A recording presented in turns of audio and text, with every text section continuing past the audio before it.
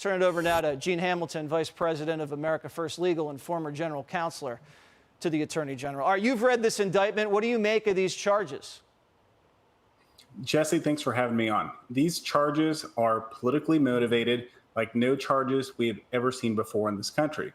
This indictment reads like it was written by Adam Schiff himself or by the January 6th committee itself. It's a rehashing of a bunch of First Amendment protected activity, describing things that the president said and did, and drawing conclusions and pushing forward with legal claims against legal counts against Donald Trump, saying that he violated a criminal law because he questioned the outcome of an election, because he questioned different things that a lot of Americans also had questions about. And so we're in a situation now where dissent, where political speech is being criminally prosecuted at the highest levels against the primary political opponent of the sitting president of the United States. If that doesn't shock you, I don't know what will. So how's this trial going to work? They're going to have Trump prove or disprove election fraud, and the federal government's going to have to say the election was clean? Is this what we're going to do at trial? Well, Jesse, one of the elements that the government has to establish at trial on each of the counts is knowledge. It has to show intent. And what the government alleges in the indictment is that Donald Trump knew that all of these things he was saying were completely false, that somehow Donald Trump knew that all of these elections were completely perfect, they were clean, they were the best elections ever.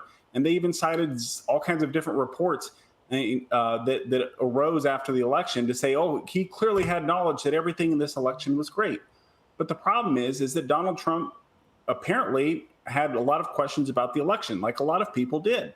And so saying that you knew that the results were false is not exactly the same as saying that you can't have questions. And so what's going to happen at trial is the government's going to have to carry its burden to prove a bunch of these different counts, each of the elements of these different counts, including knowledge, including all kinds of other components. And as I think you rightly pointed out, one of the counts he's facing is a conspiracy charge under the statute that was used to prosecute members of the KKK after the Civil War.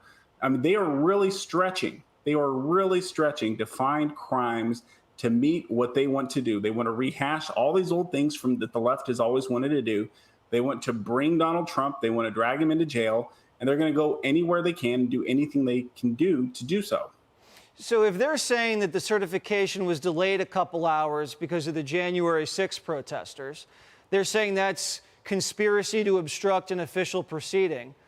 You're delaying an action in the Senate and the House for a couple hours. That's a 5-year prison sentence for delaying a proceeding? I mean, anytime Code Pink goes into a hearing and holds up crazy signs and blows whistles and slows things down, that's a 5-year prison sentence?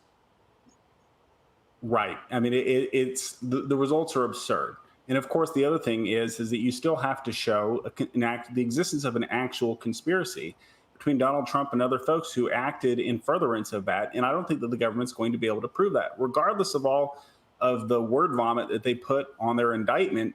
It's not going to be possible. They're not going to be able to carry their burden. If they succeed in getting a conviction in the district court, there is a 0% chance that this thing stands on appeal, particularly at the Supreme Court of the United States. There's already been a lot of questions raised by a very prominent conservative judge on the D.C. Circuit about two of the counts, the statute underlying two of the counts that they're charging Donald Trump with. I think that people should pay attention to what the government is trying to do here.